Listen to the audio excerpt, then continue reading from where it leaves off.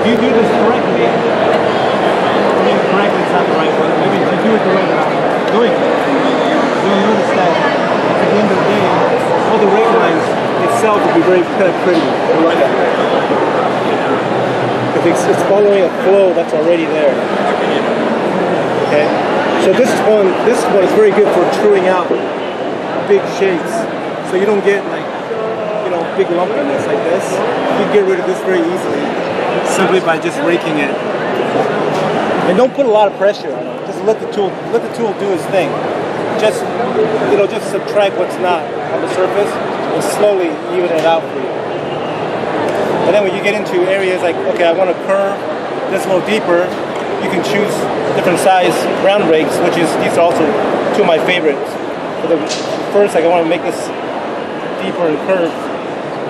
I'll go in and I'll pre-cut the lines here.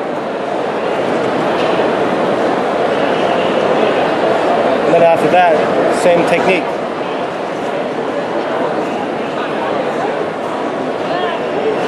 In these half circles.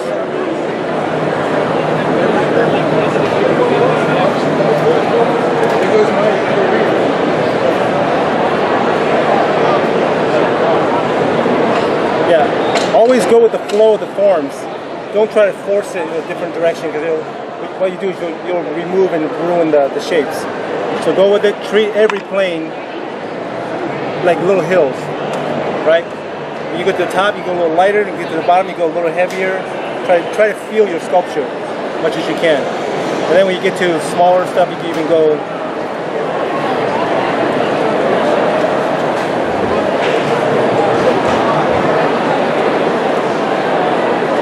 This one's more intense. It's got sharper teeth. And I like it for this size because this really gets the job done. You can go light with it. You can go hard and heavy with it.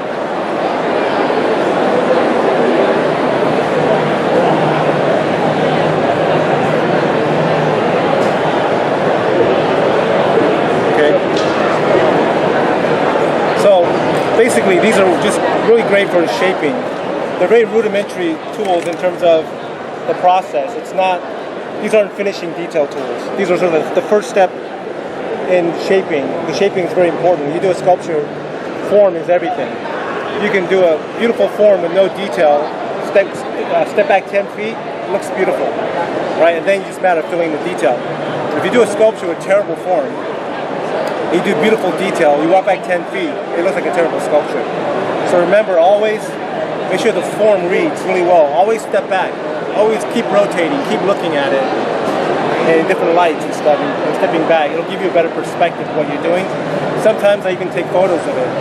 Then look at it in Photoshop, look at it on my computer, and that really helps you to see a really fresh perspective. Something you can't see in person, you'll catch instantly in the photograph. So that's all part of the creative process when I sculpt.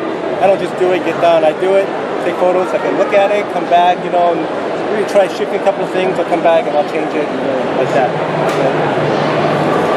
And then here are a couple of techniques. I use different sponges. These are called Scott foam. You can get it at upholstery shops and whatnot.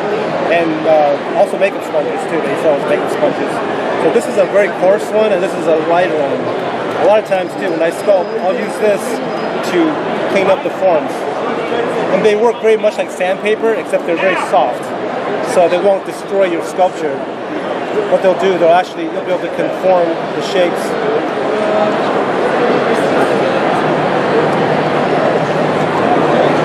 They just give your fingers a little bit of oomph. It helps you true out your forms much easier.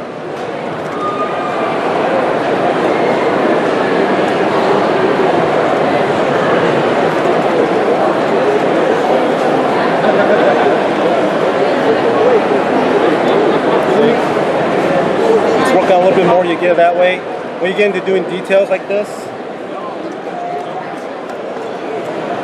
the sponges come in very handy because after you carve in the detail,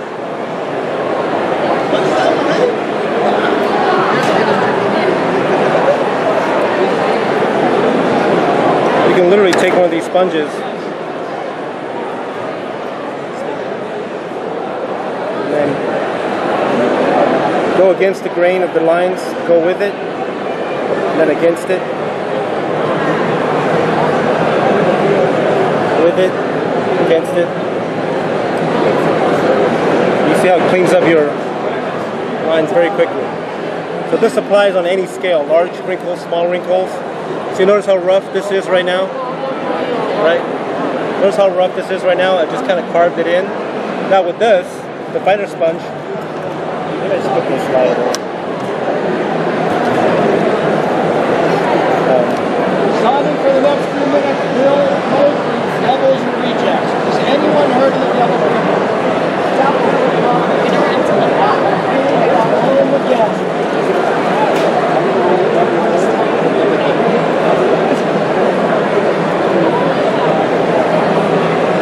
See what the sponge is doing? It's literally helping take out all the rough stuff, and it's also sort of reshaping it in a very subtle way. And now all the lines you carved in looks very organic. It looks very organic. So this is one of the alternative to brushing. You can do a lot of this before you get into detail brushing. Okay. All right. So this is another one. This is one of my favorite tools. It's just a little rubber thimble. You can get this at like Office Depot and whatnot. They use for counting money. You can pick up stuff very easily. So what I'll do with this too is that if I when I'm doing larger shaping,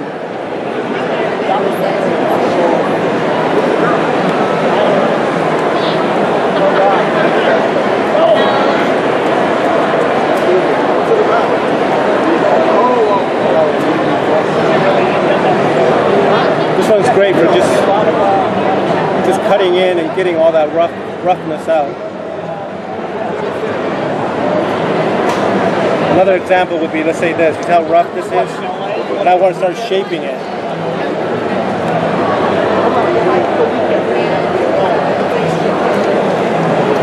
Right. I hold the tool like this, and instead of doing it this way, I always keep it to the surface as flat as possible. Use it to drag. And I know use a little pinky. This is my guide. And I can guide and I can always feel the surface of where you're going. And try to feel the flow of it. So here's the flow. Right, so now I'm taking it, I want to chew this out. So,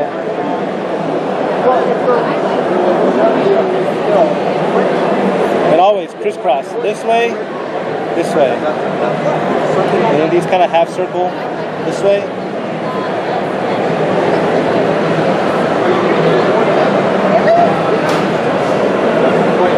And then when I get into these areas, follow the curve. Don't rush when you're doing stuff. Don't go like too fast. Feel the flow. Slow down if you have to at certain angles and bring it in. Then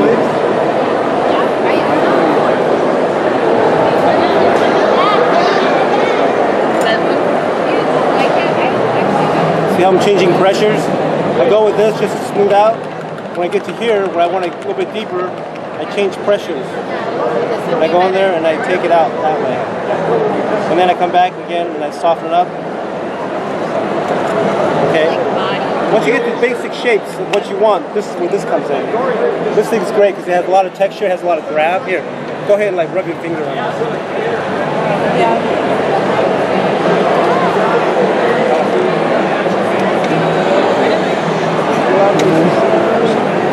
Okay, now, so with this now I go in here and I start to clean up the forms. This is like a more powerful version of this. And you use this before you use this.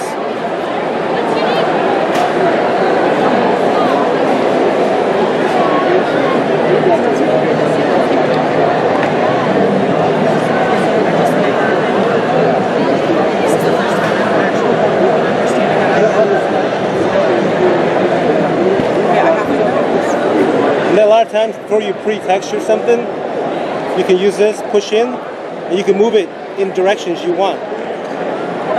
Forms have directions, so you can pre-guide these. And for variety, you don't want a mechanical look, so keep changing directions constantly, so you don't have a uniform look to it.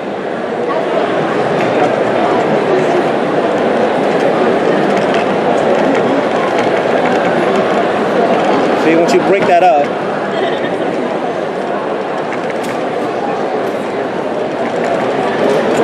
okay. Now after that, what I do is with the same thing, carefully massage the surface.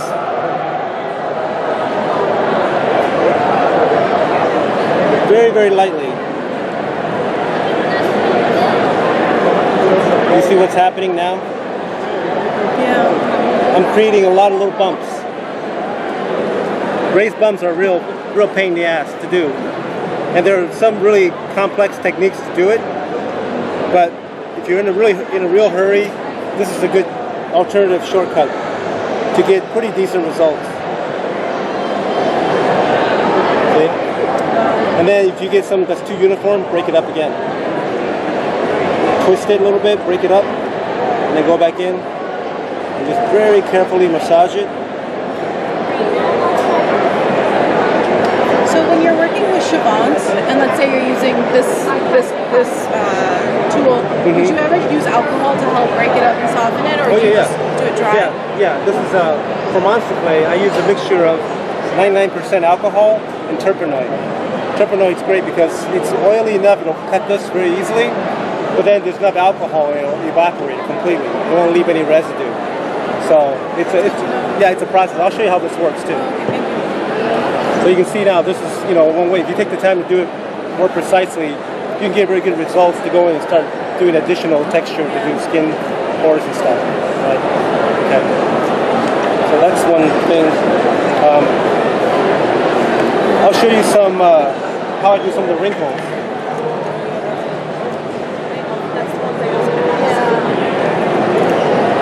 So you can see here, I've already started on this side, some of the wrinkles and stuff. And usually I work very loosely. I try to catch the flow first, try to catch the contrast, of where I think would look lighter, where it would be darker, where we cast shadows. So you change the value. That's what it's called, value of what a sculpture is, and basically that's a depth kind of a thing. So, for instance, like let's say I want to add some wrinkles here. A lot of times I'll use a larger loop tool, and I'll go in. And here's a trick that I do for everything, and I try to teach people this. When you do a wrinkle, a lot of people will do it very mechanically. They'll do like this, and there's no life in it, right? It looks very mechanical. And to have an artistic sensibility to recognize that and do that, sometimes it takes a lot of sort of practice, and then eventually you kind of pick it up and learn it. But here's a simple shortcut that I do. I teach everyone. And when you do wrinkles, here's what you do. You take a tool, you twist it like this, just randomly. As you cut a line, just keep twisting like this. So now watch what happens when I do a line that I twist.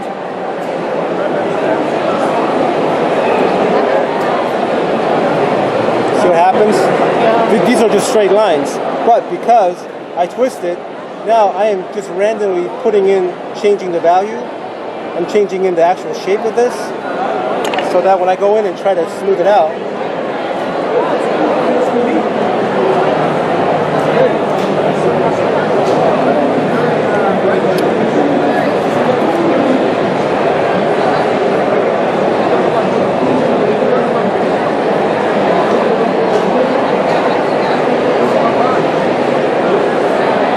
you notice it feels more organic? And it's as simple as doing this. Just practice doing this. No matter what you do, even when you draw, try twisting your hand when you draw a line. You'll notice everything will look much more natural, more organic. Okay? So this is just a simple thing. So, having said that, now let's say I want to add some wrinkles to here. Maybe I want to do some kind of like stretchy looking skin or something. So what I'll do is,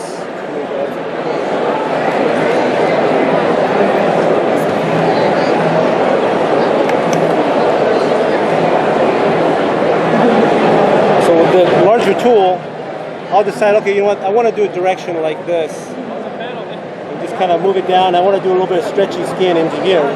So I kind of pre-visualize it and go, okay, maybe this direction here. Now with a larger tool, I'll go in.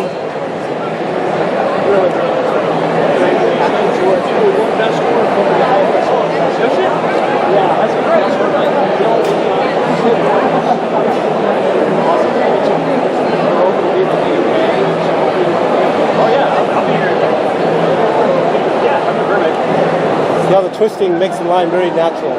Okay, and then you can go another step further and change the depth of the lines. So let's say right here is a big form. Here's some smaller forms. I want to show a little bit more depth here. Same exact thing. I'm twisting it. But as I get here, I turn the tool almost 90 degrees. Which one did we see? And this gives me a much deeper sense. So in the same line going down, I can have different depths. And that's very important when you try to do organic stuff. You have really different depths. I tried to get in get your time. Okay. So now let's say I've laid out now. We haven't even really barely scratched.